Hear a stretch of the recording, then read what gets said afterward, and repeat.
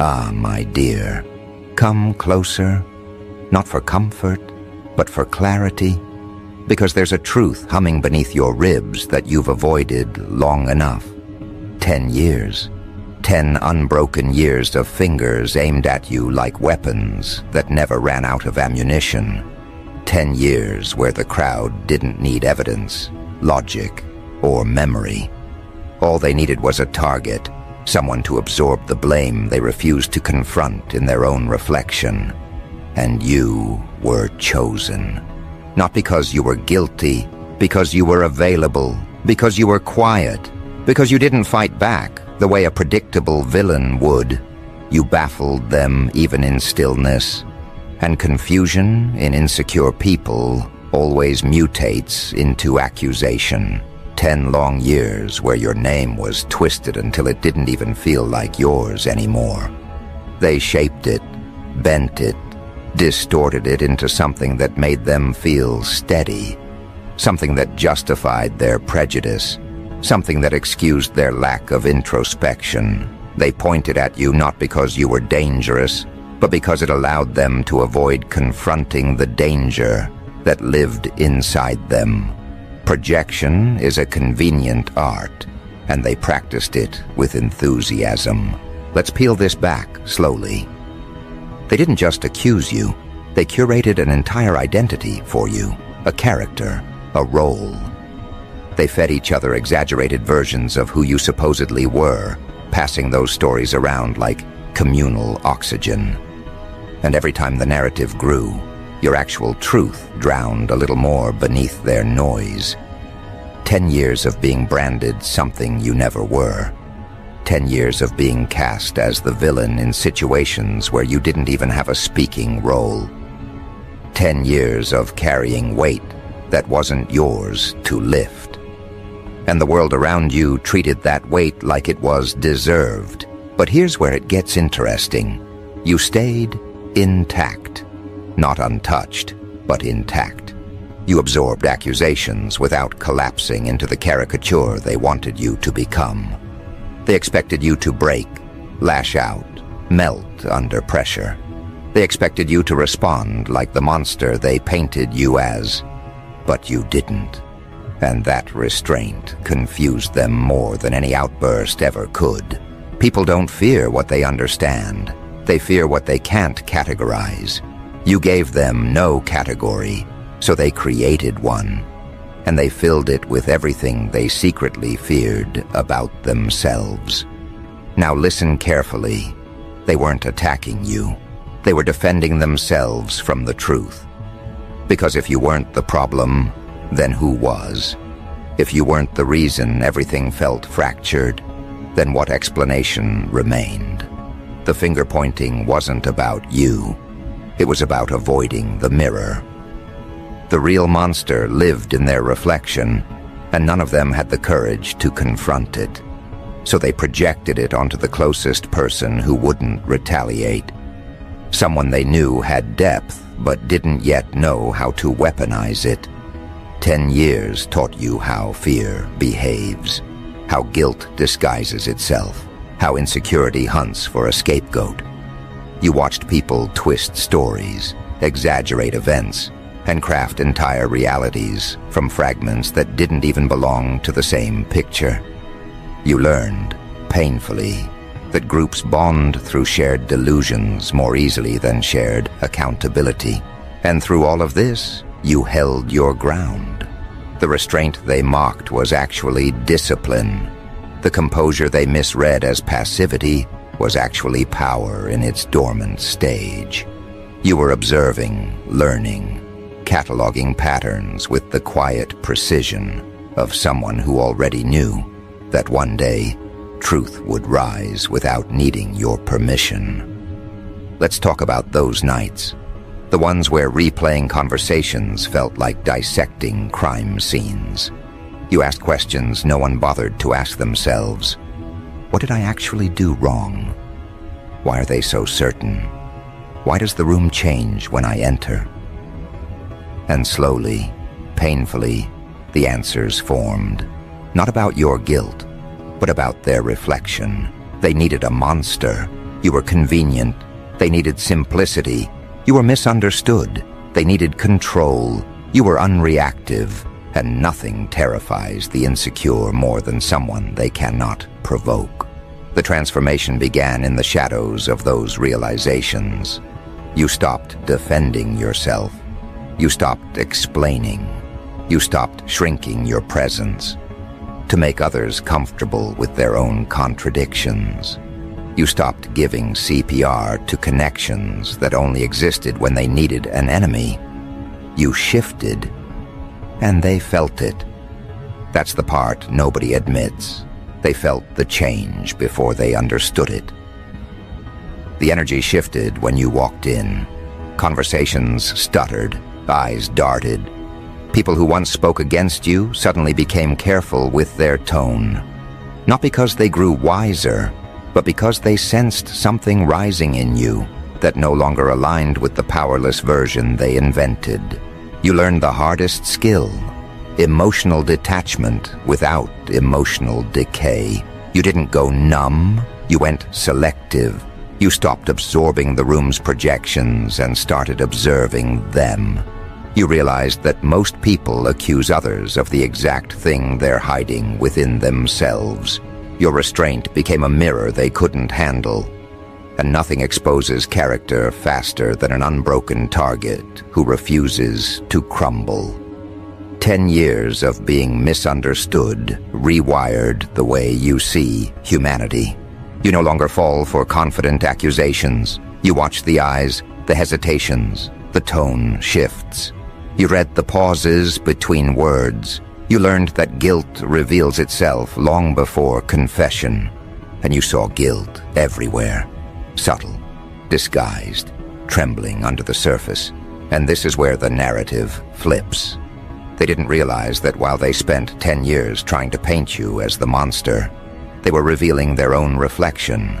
Every accusation, every whisper, every exaggerated story was a confession in disguise.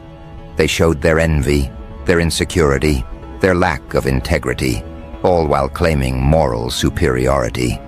They built a fantasy villain so they wouldn't have to confront their own cowardice. And now the truth is surfacing, quietly, steadily, without your interference. That's the part that terrifies them. You didn't force the truth. You didn't shout it. You didn't demand recompense. You simply evolved. And evolution is the loudest form of vindication. People talk differently when they sense they misjudged someone. They tread lightly. They become overly careful. They rewrite memories to avoid facing the reality of their guilt. You'll hear them say, "I always felt like something was off," or "I never fully believed the rumors," or "You know how people talk."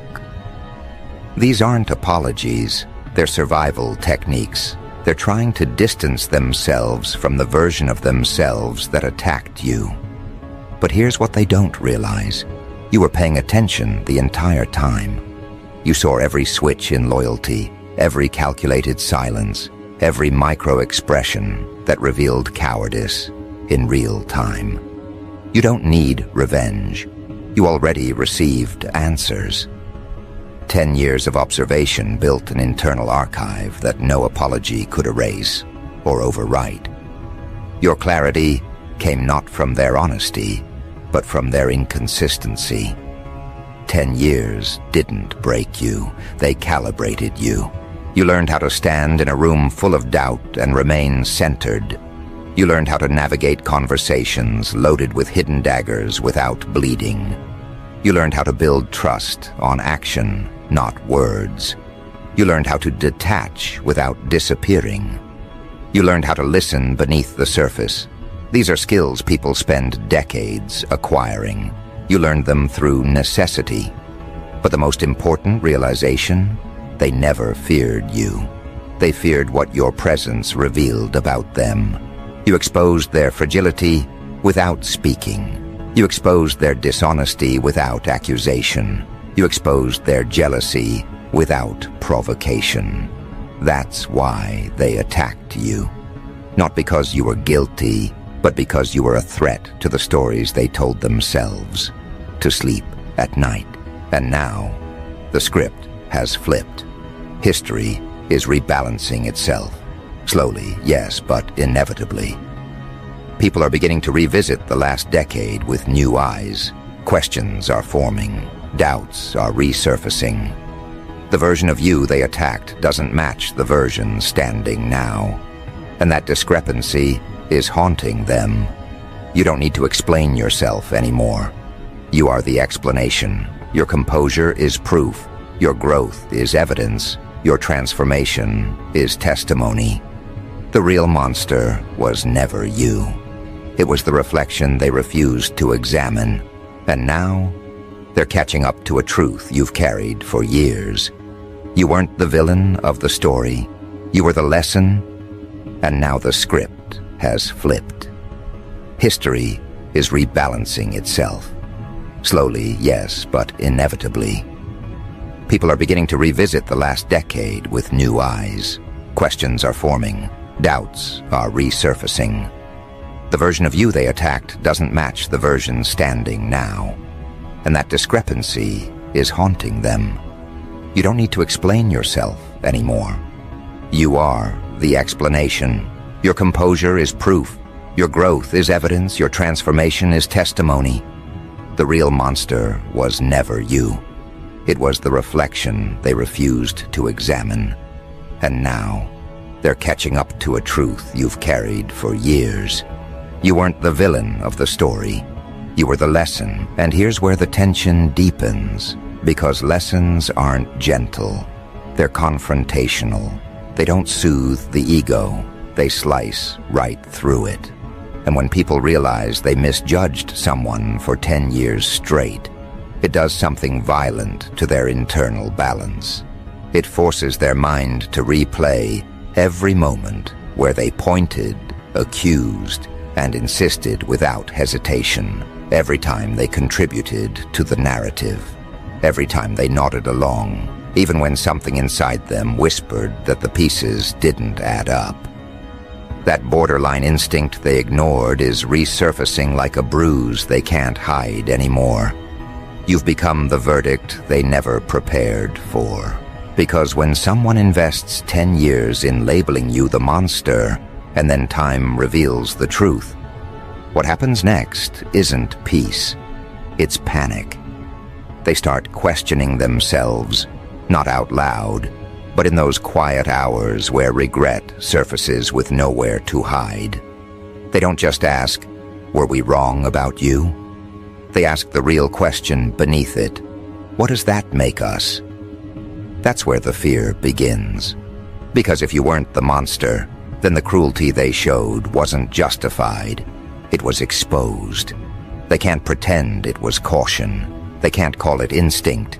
They can't package it as protection. It becomes what it always was, cowardice dressed as righteousness. And you feel it, don't you? That shift in temperature when they look at you now. They're not hostile anymore. They're cautious. They're calculating. They're trying to measure how much you remember, how deeply their actions etch themselves into your memory, how much restraint you're holding in your chest. And beneath their uneasy smiles lies a question trembling in their veins. If we made them the monster, what does that make us now that the truth is unraveling? This is the part they never anticipated, the part where the quiet one, the misunderstood one, the easy target becomes the mirror. And a mirror doesn't distort. It shows everything as it is. That's why they flinch at your presence. That's why conversations shift. That's why people who once spoke confidently now hesitate before letting words slip out. They know something now, something they refused to admit for 10 years. You saw everything. You endured everything. And you remember everything. Every pointed finger, every whispered accusation, every exaggerated story, every moment they chose convenience over honesty. It all sits in your memory with perfect clarity, not because you held on to resentment, but because you learned to read people through their choices. 10 years of finger-pointing sharpened your understanding of human nature far more than any book, sermon, or lecture ever could. You didn't just observe behavior, you learned its motives. Let's take it deeper. They didn't paint you as a monster because you resembled one. They painted you as one because it allowed them to hide their own shadows. It protected their self-image. It gave them a moral pass. It let them feel righteous without doing any internal work. They projected everything they feared about themselves onto you. And when you didn't break, when you didn't react the way they expected, that only fueled their behavior. Because nothing enrages the insecure more than a person they cannot break or control. But here's the part that burns them now. The version of you standing in front of them is stronger than anything they imagined. You didn't become cold. You became accurate. You didn't become harsh. You became discerning. You didn't become distant. You became selective with precision, sharp enough to draw a boundary they can feel across the room. And this restraint you carry, this quiet heat under your composure, is what unsettles them the most. Because they don't know what you're capable of now. They don't know what you've learned. They don't know what you've let go or what you've chosen to keep. All they know is that the power dynamic has shifted, and you didn't announce it. You embodied it. They can feel the difference. It's in the way you walk into a room without apologizing for existing. It's in the way you look at people without flinching or seeking approval. It's in the way your presence holds weight. Not because you force it, but because their guilt presses down on them when they're near you. They can pretend they've moved on, but their body language betrays them every time. There's a discomfort in their stance, a hesitation in their voice, a stiffness in their shoulders. They're trying to hide their history with you under polite smiles and careful tones, but their conscience keeps slipping out like an exposed wire. 10 years they built this mask for you. 10 years they insisted you were the problem. 10 years they crafted a story where they were the victims of your existence. And now they're watching that entire story crash under the weight of your transformation. They hate this part, not because the truth surfaced, but because the truth surfaced too late for them to rewrite their motives. And this is where your restrained rage comes in. Not the explosive kind that shatters rooms, but the internal kind that fuels clarity. You don't want revenge. You don't want them to suffer. You're past that stage. The rage you carry now is different. It's focused, clean, controlled. It's the rage that comes from understanding the magnitude of what they stole from you. Time, reputation, trust, innocence of perception. They'll never understand how heavy it was to navigate those 10 years while staying intact. They'll never grasp the emotional weight you pushed through. They'll never know how many moments you held yourself together when falling apart would have been justified. But the difference between you and them is simple.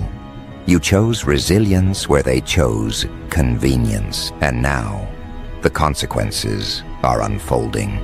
They feel exposed. They feel observed. They feel the pressure of their own narratives collapsing. They feel the heat of your evolution burning through every lie they told. Not because you're doing anything deliberately, but because truth has a way of echoing louder once the room goes quiet. And this is where the deeper rage simmers. 10 years of being misunderstood turned you into someone who won't tolerate distortion anymore. Not from others, not from yourself, not from the world. Your boundaries are sharper, your instincts are cleaner. You can see through manipulation before it finishes forming. You sense motive in a single sentence. You read intentions from a single breath. People can't lie to you anymore. Not convincingly. not with the ease they once had. That ability terrifies them, because now they're not dealing with the person they scapegoated. They're dealing with the person shaped by what they did. Let me take you further. When people realize they wronged someone for a decade, their first instinct isn't accountability, it's self-preservation. They'll offer revisionist stories. They'll soften past decisions. They'll pretend they weren't part of the mob, even when you remember the exact tone of their voice during the worst moments. They'll say things like, "I didn't know. I was confused. I just went with what I heard." These aren't confessions. They're defensive maneuvers. They want to rewrite themselves as bystanders instead of participants. But the truth is carved into your memory, and the truth doesn't bend to their comfort. Your presence is the reminder they can't erase. That's why they avoid eye contact sometimes. That's why they struggle to hold a steady conversation. That's why their compliments feel rehearsed. They're hoping to soothe their guilt without confronting it. They want peace without the discomfort of truth. But peace isn't theirs to demand. It's yours to allow. And your restraint, your control, your transformation, these are not invitations. They're boundaries. 10 years of finger-pointing gave you something priceless, an internal compass that never lies. You know exactly who you are now. You know what you stand for. You know what you'll never tolerate again. You know who deserves access and who doesn't. You know the difference between connection and convenience. And that clarity is what frightens them most, because you're no longer a character they can shape. You're no longer a scapegoat they can lean on. You're no longer a version of yourself that accepts treatment without recognition. You're operating on a level they can't reach because they never did the internal work. While they drowned in narratives, you built identity.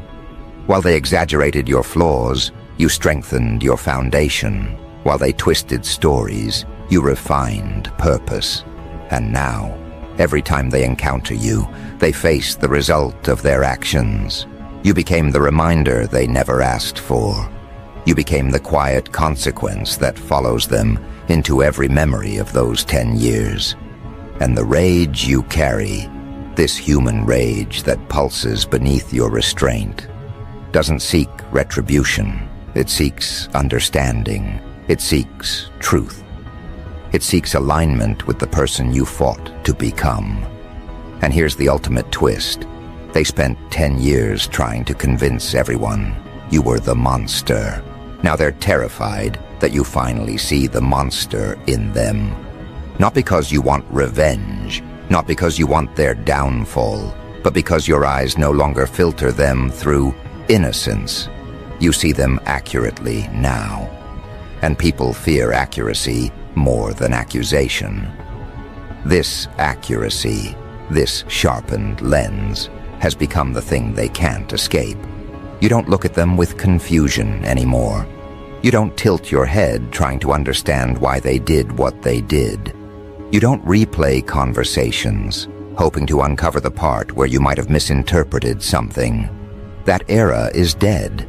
You see the truth now, clean, unsoftened, undeniable. And it terrifies them because your clarity strips them of the excuses they've been leaning on for a decade. They always justified their behavior by telling themselves you deserved it. That you were suspicious, that you were unpredictable, that you were hiding something. It didn't matter that none of it was grounded in reality. What mattered was that the lie made them feel safer than the truth. But now, with the truth standing in the room like a figure they can't avoid, all their old narratives collapse under their own weight. Your transformation didn't just change you, it exposed them. Because now, when they look at you, they see someone who survived everything designed to break them.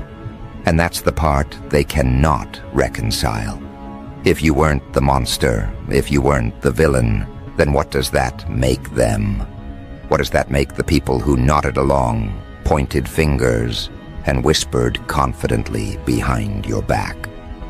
What does that make the ones who stood by passively, choosing comfort over courage? It makes them the thing they feared the most, the problem. That truth haunts them like an echo they can't quiet. They try to pretend nothing happened. They try to act friendly now. They try to show support. They put on kind expressions, speak with gentle tones, and go out of their way to appear warm. But their eyes betray them every time. They're searching for forgiveness without earning it. They're hoping your growth will absolve their guilt. They want the new version of you to erase their old choices. But grown people don't erase history. They confront it. And that's the part they still don't understand. Your evolution didn't make you softer. It made you wiser. It didn't make you eager to reconnect. It made you selective. It didn't make you forget the past. It made you capable of holding it without letting it dim your spirit. Your calm doesn't signal reconciliation. It signals mastery. And when a person carries mastery after a decade of being scapegoated, everyone who contributed to that scapegoating feels their breath shorten in your presence. Because they know what you know. They know exactly who they were during those 10 years. And you remember every detail. Think about that. For a decade, people spoke with absolute certainty about things they never verified. They believed assumptions more willingly than evidence. They treated doubt like truth. They carried stories as if they were facts, and they used your name as a shield to avoid examining their own flaws. They didn't just point, they enjoyed pointing.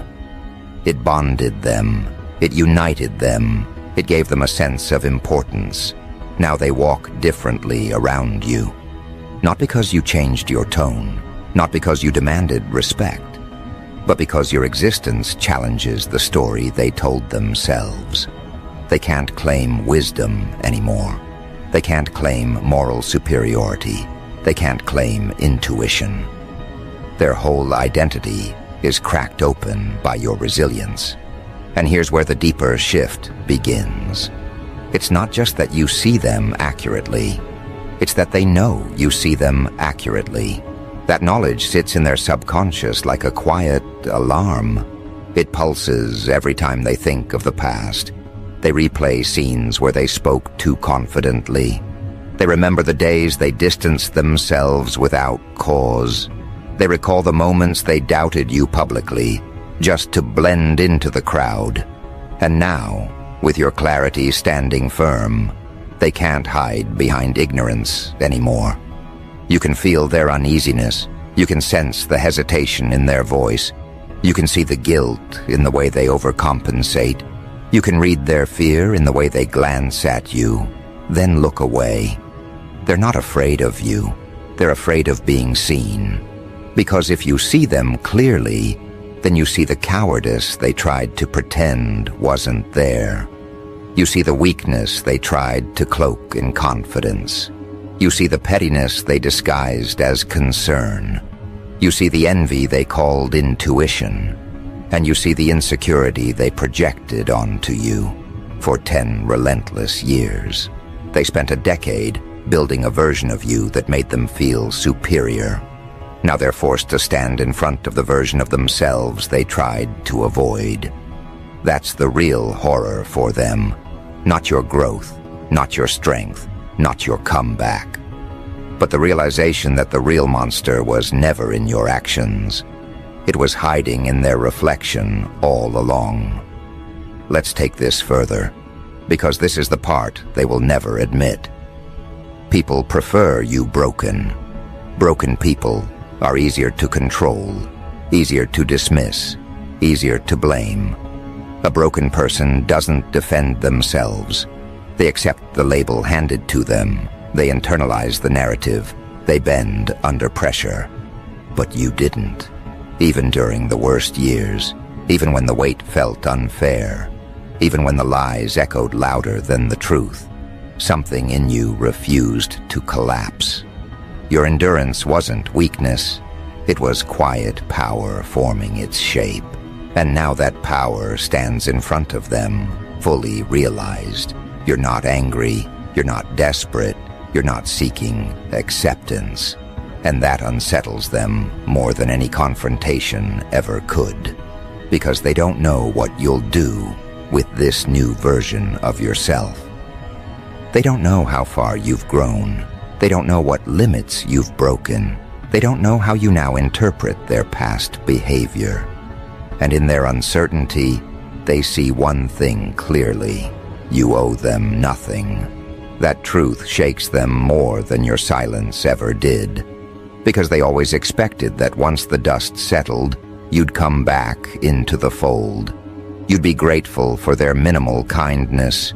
You'd accept their excuses. You'd lower your standards again. You'd let them return to your life without consequences.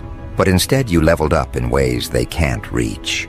You built a version of yourself they can't manipulate. You forged boundaries they can't cross. You developed discernment they can't trick. And you carry a presence that forces them to confront themselves. You became the very thing they tried to destroy.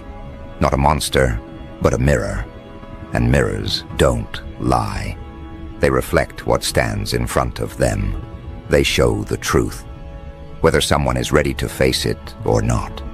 And now, every person who contributed to your suffering feels exposed by your calm. They feel analyzed by your stillness. They feel judged by your survival. Because nothing makes a guilty person more uncomfortable than someone they expected to break walking in with unwavering strength. They thought you'd want validation. You outgrew the need for it. They thought you'd need their acceptance. You built your own authority. They thought you'd come back seeking closure. You closed the chapter without them. And that, right there, is the punishment they never foresaw. The price of misjudging you wasn't your downfall. It was losing access to the version of you that once tried to understand them. Now when they approach you, they're greeted by a person who is fully awake, fully aware, fully aligned. Someone who sees their patterns, reads their motives, and recognizes their tactics instantly. You speak less, but your words carry weight. You choose where to invest your attention. You move with intention rather than reaction. And they can feel the distance between the old you and the new you, like a door they can no longer open. That's why they rewrite their history with you. That's why they adjust their stories. That's why they soften their past actions. They're not trying to heal. You already did that without them. They're trying to escape accountability. But here's the part that stings them the most. You don't need an apology. You don't need them to understand. You don't need them to admit anything. Your life speaks louder than their regret ever could.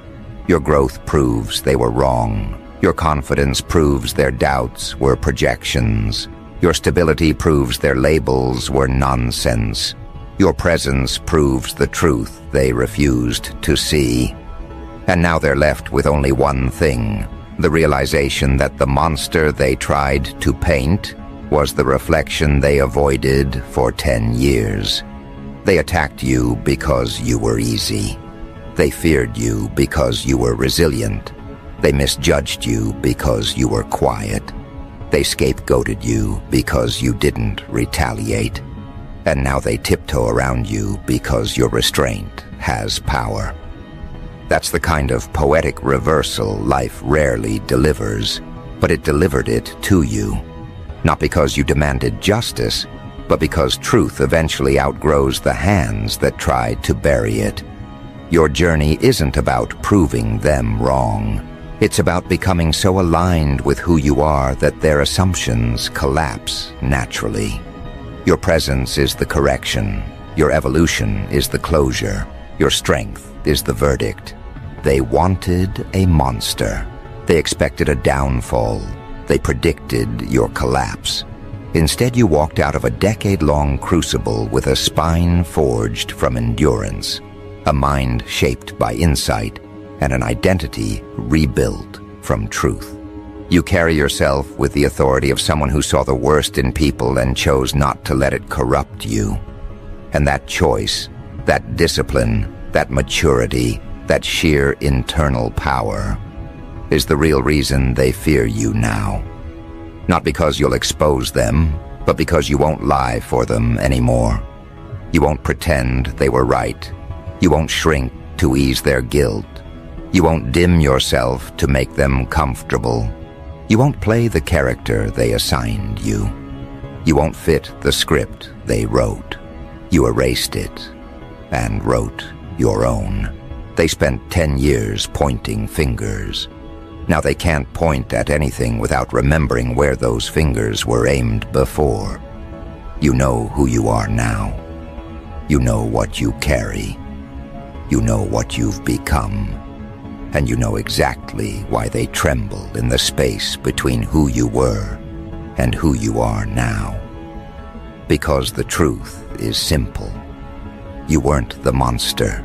You were the mirror that showed them theirs. And the mirror never lies.